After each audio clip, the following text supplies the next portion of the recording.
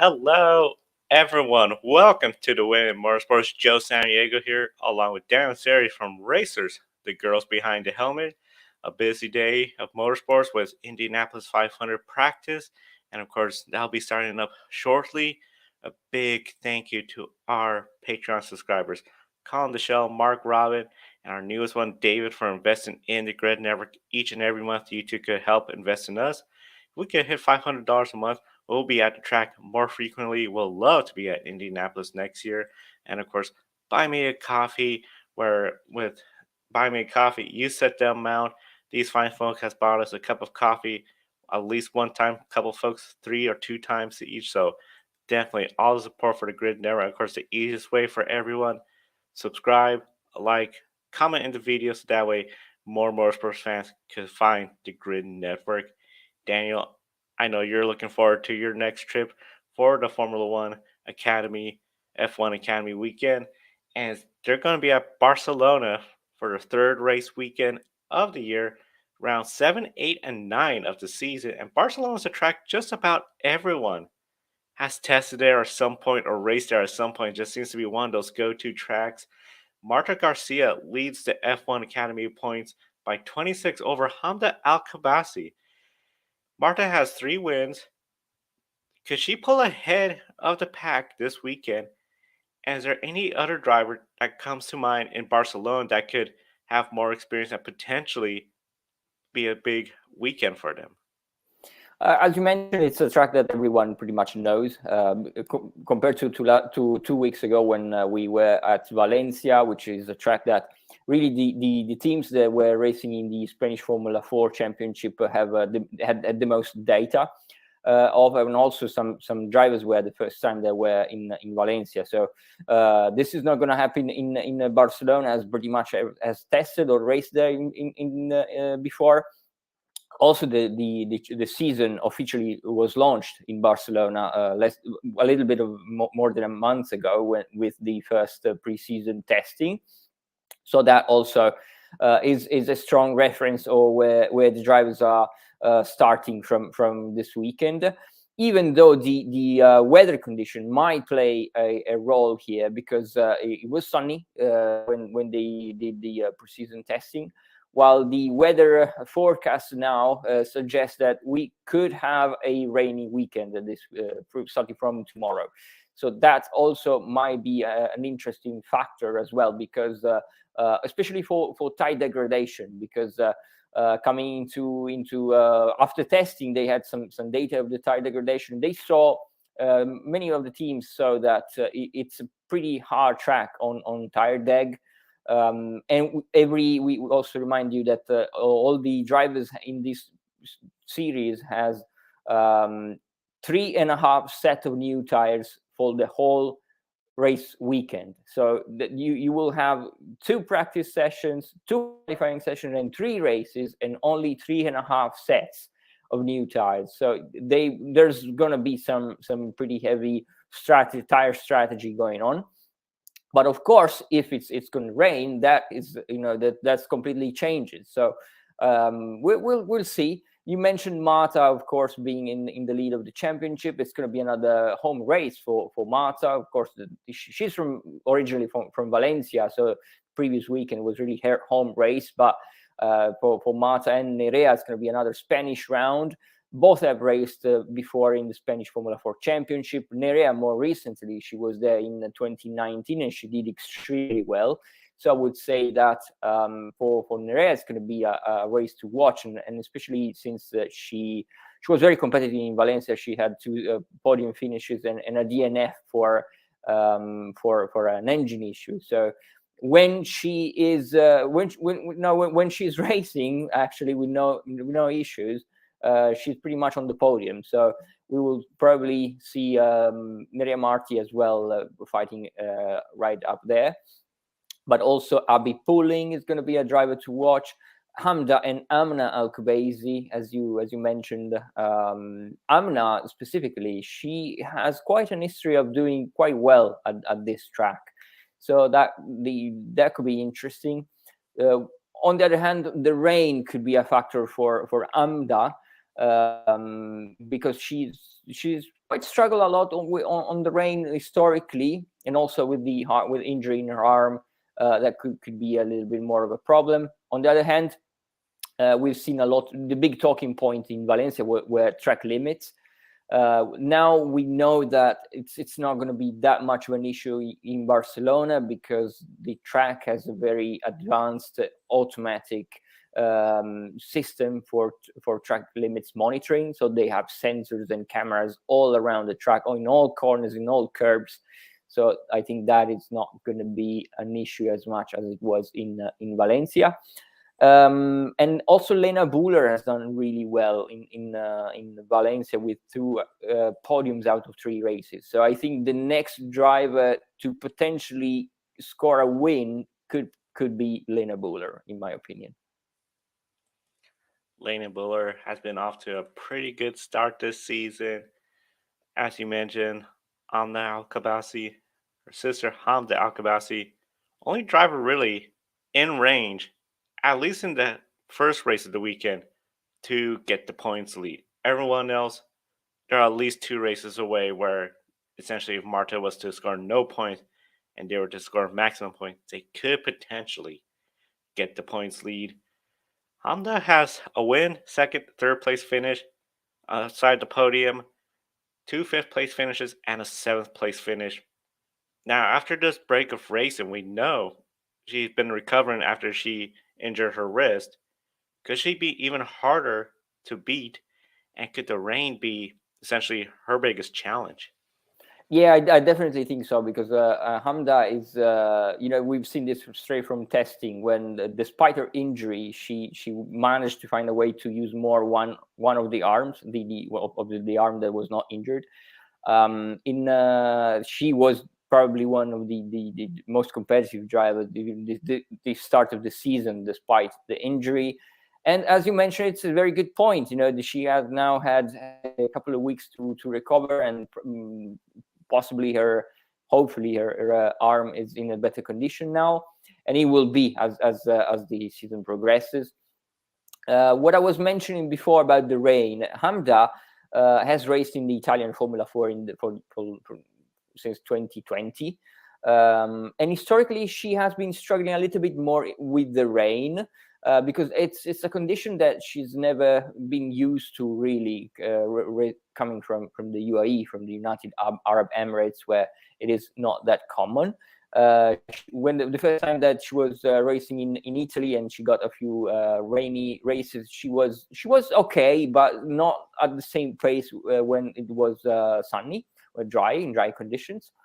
And also, she in Red Bull, at Red Bull Ring, we had a couple of wet sessions. The qualifying, for example, she couldn't take part in those qualifying because she had an engine issue, so she had to start from the back, and that's where the 5th place finishes and the 7th place finishes come from.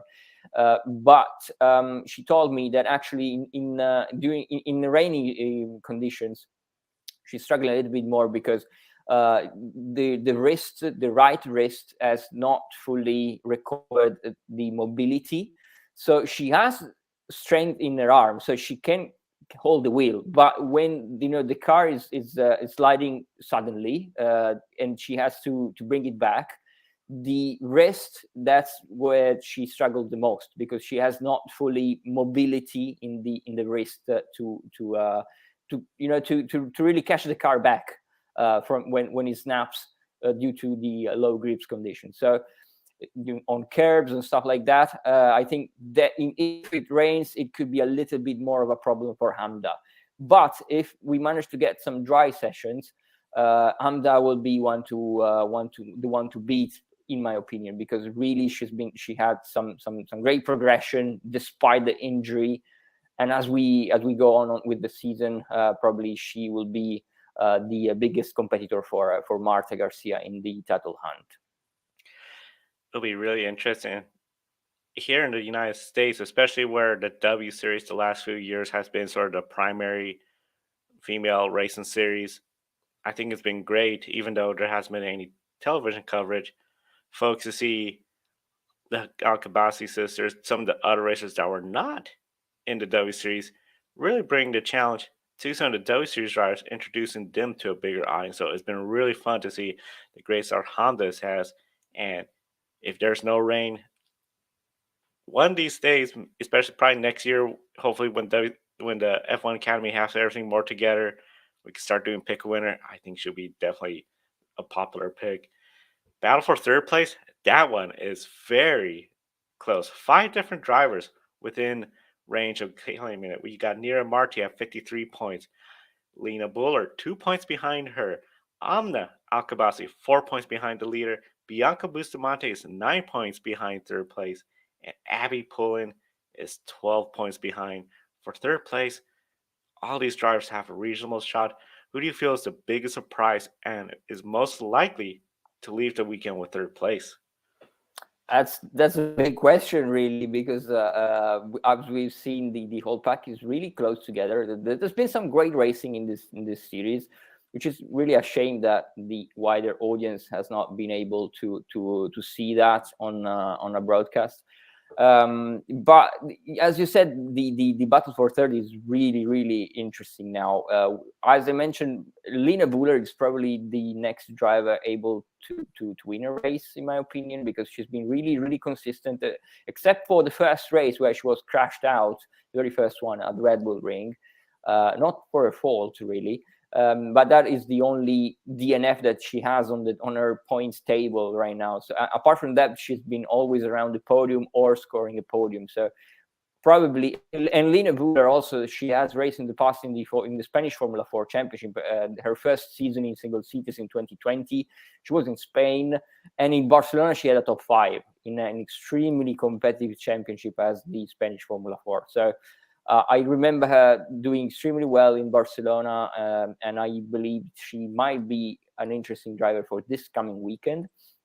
So Nerea Marti as well. Also, we spoke about her. Amna has some strong results in the past as well, and she has raced as well in earlier this year in the Formula Winter Series on that same track layout. Because also we remind our viewers that the track layout for Barcelona has changed a little bit in the final sectors. We don't have anymore the final chicane, so now we have a very fast final section.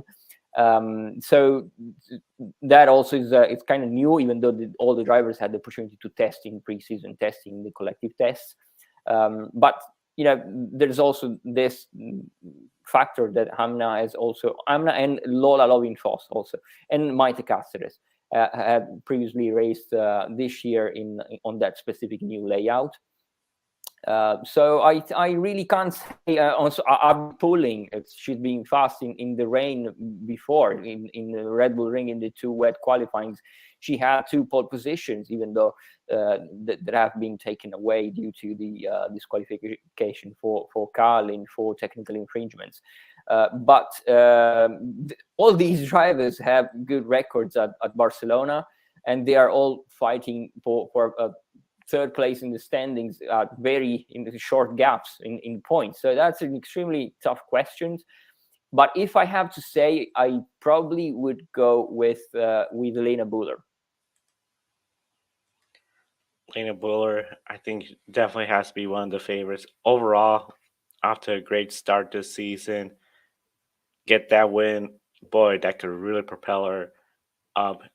And if there's some bad luck with the top 2 in the points, boy, that could be a really fun battle to have 3 drivers competing for the championship. But it's still very early in the season. We're not halfway point yet. Overall, this has been a very good, I think, start. Yes, there's been some mistakes here and there, unfortunately, with the TV deals and way things have been handled. But the competition on the track, it sounds like it's been a lot of fun. The highlights we've been seeing been really great. Hopefully, we could start soon seeing all the coverage there, especially for fans of the W Series drivers that are there. Now, 2 of them that I think some people thought, oh, they'll be pretty competitive, but just seem to have a really rough start. Megan Gilks and Emily Duhas. Megan's best finish, 5th place this year, 3 top 10 scoring points finishes. Now, I say scoring points because there's some races, not full top 10, only the top 8 will get points. Emily has 2 top 10 finishes that score points. but also 2 DNS, most out of any driver currently. Both of them are pretty far back in the championship standings.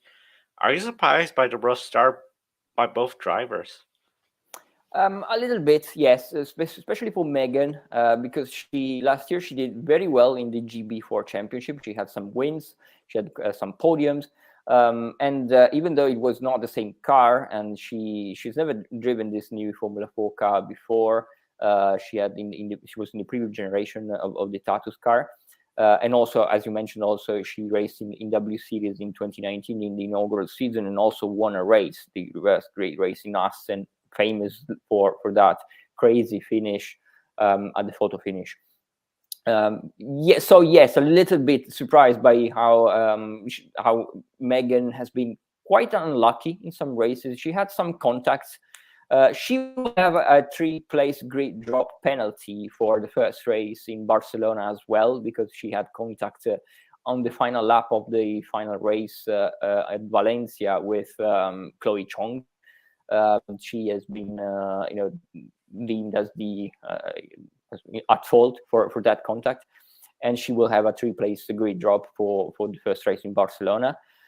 So yes, I'm a little bit surprised, but I think they still, and also for Emily, regarding Emily de Hirsch, she is probably starting to develop a little bit now.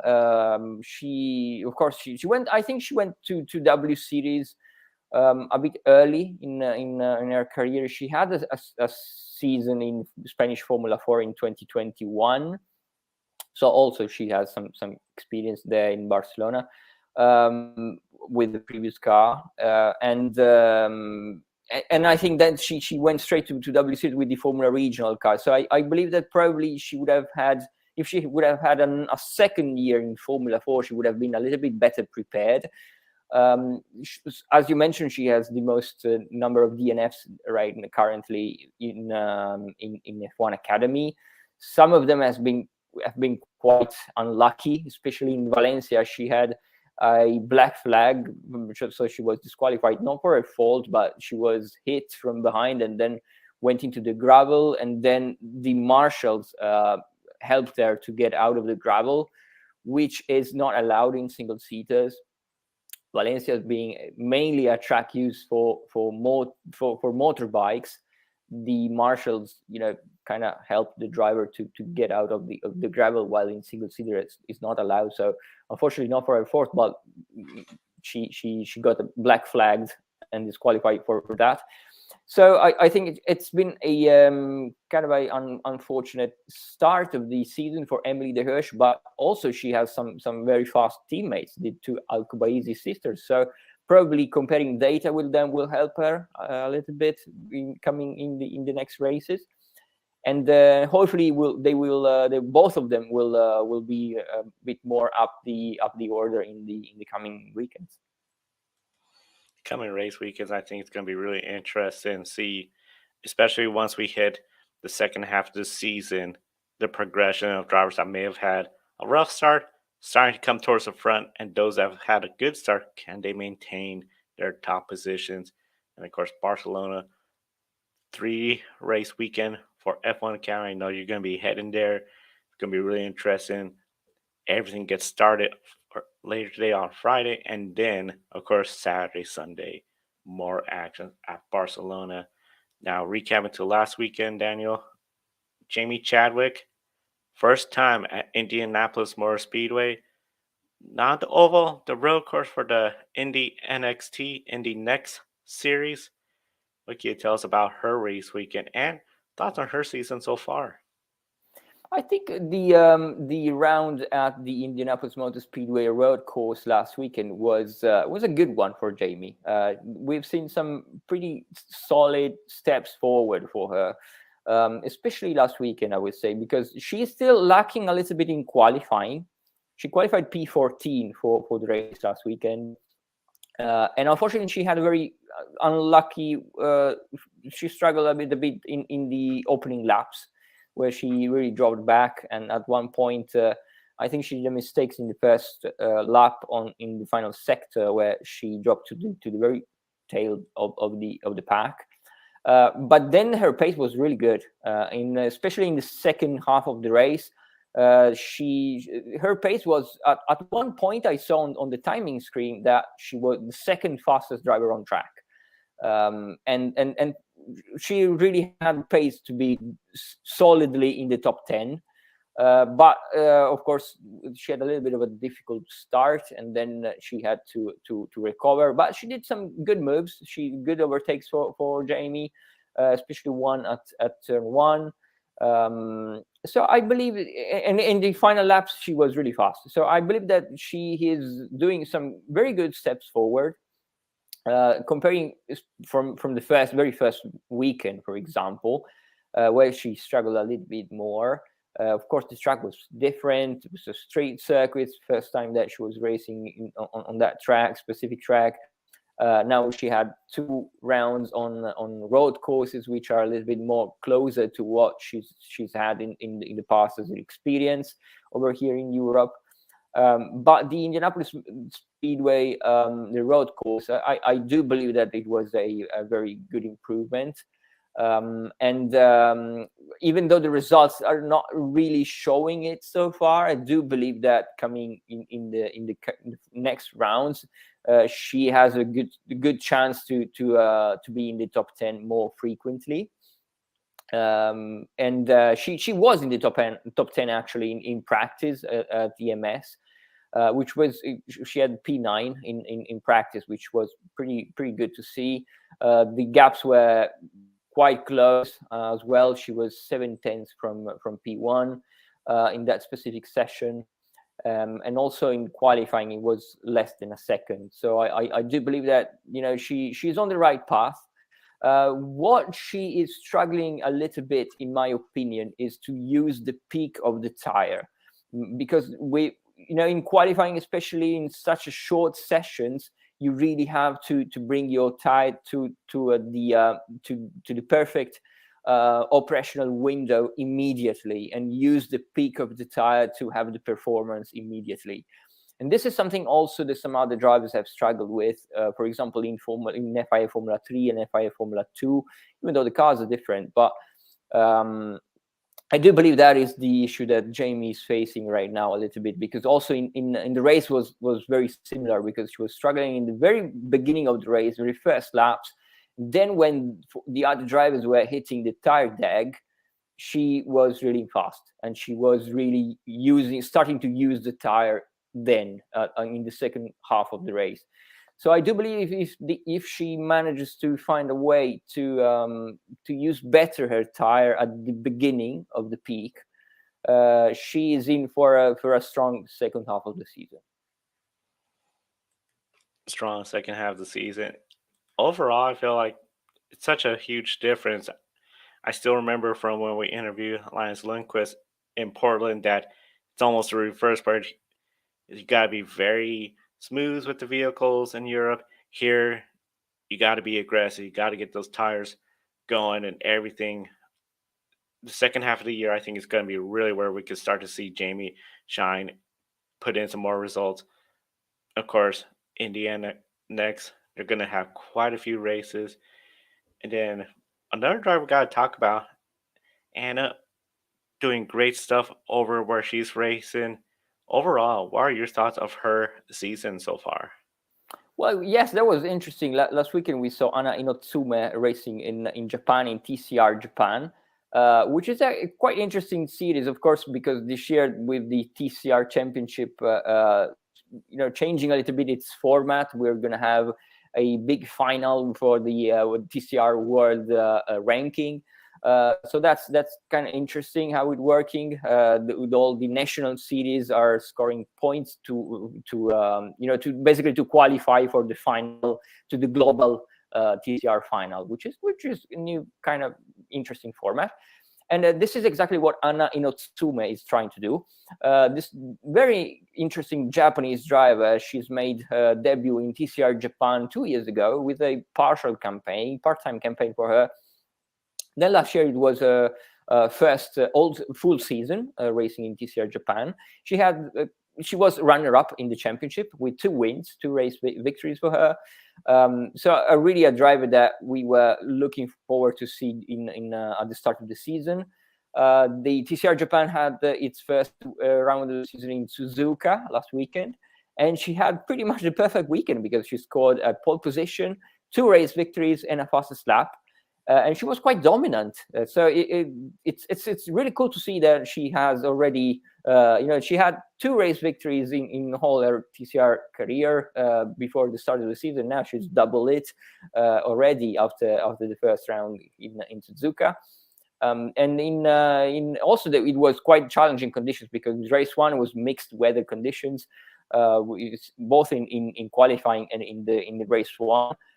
She had some good passing as well because she lost the lead into turn 1, and so she had really to battle to fight back and to get back into first place. She managed to do so, got the first race victory on Saturday, and then again on Sunday had a more clean race because she fly to lights flag victory for her in race 2 with the fastest lap as well. So full points for Anna Inotsume after the first round, and also interestingly, TCR Japan has 2 separate standings for race 1 and race 2 because they have the Saturday series and Sunday series. So all the races that are held on Saturday count for 1 championship, and all the races on Sunday for another standing. So she's now leading both the standings of the Saturday and Sunday series.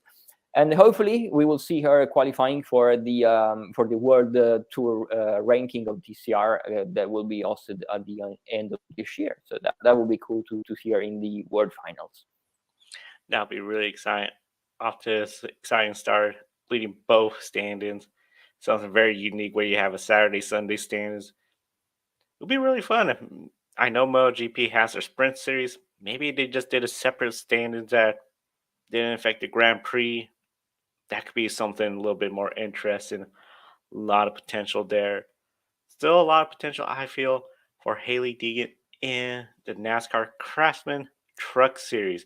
They were at Darlington, the Lady in Black.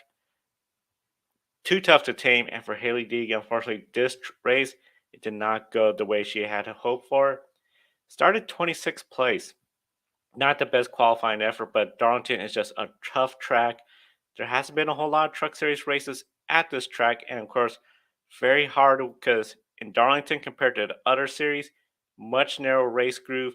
You're racing right up against the wall. That is how you so frequently get the Darlington stripe when you hit that wall and you get some of your paint on the wall and some of the paint from your truck scraped off, leaving you with that nasty stripe from the walls at Darlington Speedway.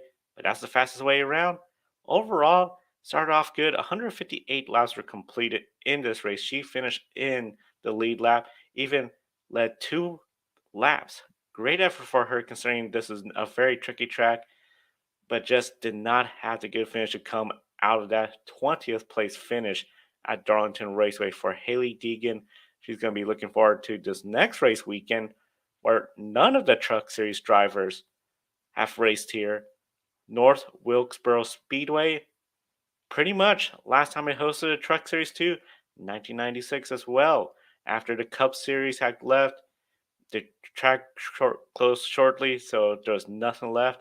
None of the Truck Series drivers have raced in this. In fact, nobody entering this weekend in the Truck Series or Cup Series have raced here in their respective series at North Wilkesboro. 27 years, Daniel says, we've seen a racetrack. And I guess this is just something I'm just curious. Have you ever seen in Europe or anywhere else where a racetrack or any sporting facility closes up for 27 years, left for dead essentially? People thought it'll never come back, but just a group of passionate fans wanted to come back, and now it's coming back to host the same series, trucks, and a cup like before. And how unique is it to see such a story like this? It's a really sorry. It's really great story, to be honest, and one that reminds me of the Red Bull Ring in Austria because the track was closed for not as many years as North Wilkesboro, but It was closed for quite a lot of years. It was supposed to be renovated after F1 hosted its final race in 2002, if I'm not mistaken. And then Formula One came back over 10 to 15 years later, after Red Bull actually acquired the track and renovated it, and really it started from scratch, because it was abandoned before Red Bull bought the track. So, and now it is one of the most used tracks in Europe, hosting a lot of championships and a lot of obviously Formula One again is one of the highlights of the Formula One season. In a beautiful location, really, on the mountains, on the Alps. So I would say it kind of reminds me a little bit of the Red Bull Ring. On the other hand, there's another track that is currently, or part of the track that is currently abandoned, which is the old Hockenheim. So now the new Hockenheim is used, but the old part with the long straights and the chicanes, that was quite legendary, really, because one of the fastest tracks on the F1 calendar is abandoned. There's high grass everywhere, so it's kind of hurts, from a fan perspective to see such a legendary track being totally abandoned. But of course, they're racing on the shorter version, and it was kind of difficult to keep it operational, the whole layout. But it would have been good to not see in this state. But sometimes, on the other hand, we see stories like the Red Bull Ring or North Wilkesboro that it's great for fans.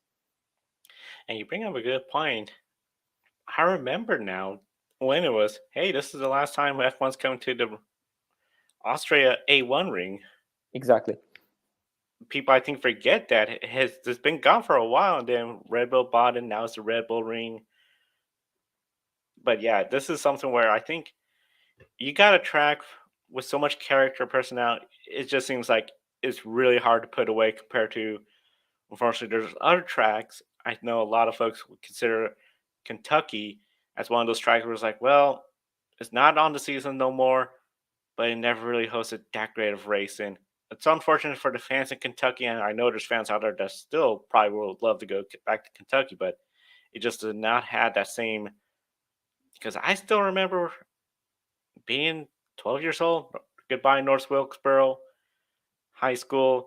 Here's this Save the Speedway, bunch of fans coming up, 2005, and now this is all occurring. And the Truck Series, Haley Deegan, first female racer in a long time. Probably, I think I got to double check. I don't think there was any Truck Series drivers that raced in North Wilkesboro that were female before, so she could be the very first at such a historic track. Really interesting. And of course, we'll be recapping that next week on the show. Daniel, what are some of the other races you're going to be following this weekend? Well, as you mentioned, I will be in Barcelona for the start of the F1 Academy. Also in Barcelona, we will have the Formula Regional European Championship by Alpine with Maya Veog. She has raced last year in the Italian Formula 4, so she stepped up now to Formula Regional. So it's the second round of the season, so also interesting to see how Maya will do. But then another very, very big race, the 24-hour of the Nürburgring, one of the probably the four biggest 24-hour races of the year. We have our colleague Vivian on track this weekend at the Nürburgring.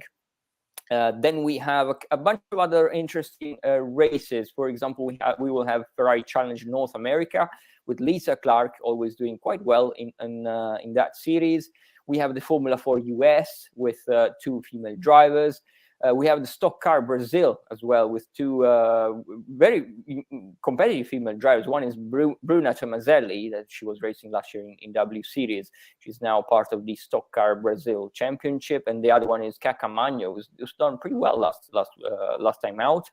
Then we will have the GT World Challenge America, a big weekend also. With both the GT World Challenge America and the GT4 America, with quite a lot of female drivers there. We have the Heart of Racing all-female team in GT4, and then we have also, of course, Ashton Harrison in GT World Challenge America, and also Samantha Tan returning to her BMW M4 GT3. Then also TC America as well with Sally McNulty. TCR Denmark, which is starting this weekend with Michelle Halder, another driver that has been a pretty big name in the TCR scene. She's raced in TCR Europe for most of the last couple of years. Last year she was also in TCR Europe, and now she's made her switch to TCR Denmark, which is increasingly competitive. One of the championships in TCR, so touring cars in Europe with the highest numbers of entries, together with the Italian one. So quite interesting to see small countries like Denmark, but having such a big scene in touring cars. Then we have the NASCAR track, as you mentioned, the F1 Academy in Freca, and we were also supposed to have FIA Formula 3 with Sophia Flörsch racing in Imola. Of course, we all know that race weekend has been cancelled now. So next weekend for FIA Formula 3 is going to be the Monaco Grand Prix next weekend. So these are pretty much the biggest events that we will be following. And of course, sorry, I forgot to mention the qualifying for the Indianapolis 500, probably one of the biggest events of the calendar year for motor racing, with Catherine Legg returning to the Speedway. Quite a lot of years, over 10 years since last attempt to qualifying at the Indy 500. There will be a bump day, so hopefully she will make it onto the grid. But the practice was so far has been quite promising for Catherine. So hopefully we'll see a good weekend for Catherine during qualifying. And of course, you can follow all of it on racersbehindthehelmet.com. Get all the latest stories, information, and of course, calendar with all the upcoming events. I see everything from Indy Pro 2000s, which was over at Indianapolis. Then, of course, all the stories, and you could join their mailing list as well too, so that way you get updates directly to your email box, racersbehindthehelmet.com, and of course check them out on social media as well. A lot of reporting from the team over there. We want to thank everyone for tuning in to us. Big thank you to our Patreon subscribers for keeping us on the air. Link in the video description. You want to invest in the Grid Network through Patreon or buy me a coffee. And of course, visit our social media pages, and the easiest way to support us, subscribe to us on YouTube, hit the bell icon so you get notified when we go on the air for all our programs, and of course, definitely share it with your family and friends that love motorsports. And be sure in the video description as well too, be sure to put a bell icon and notification for the Indianapolis 500 pre-race show Sunday morning before the biggest spectacle in all of motorsports, the Indianapolis 500. Big race weekend and a big weekend for all of us here. And a big thank you for Dan, of course, for his time for being on the show each and every week. For Dan Zeri at Racers, the Girls Behind the Helmet, I'm Joe Santiago. Thank you for watching today's show. We'll see you next time. Thank you for watching us right here on YouTube. Be sure to subscribe and check out some of our other videos, including Life on the Grid, where we interview folks from the motorsports industry. Thank you for watching. We'll see you next time.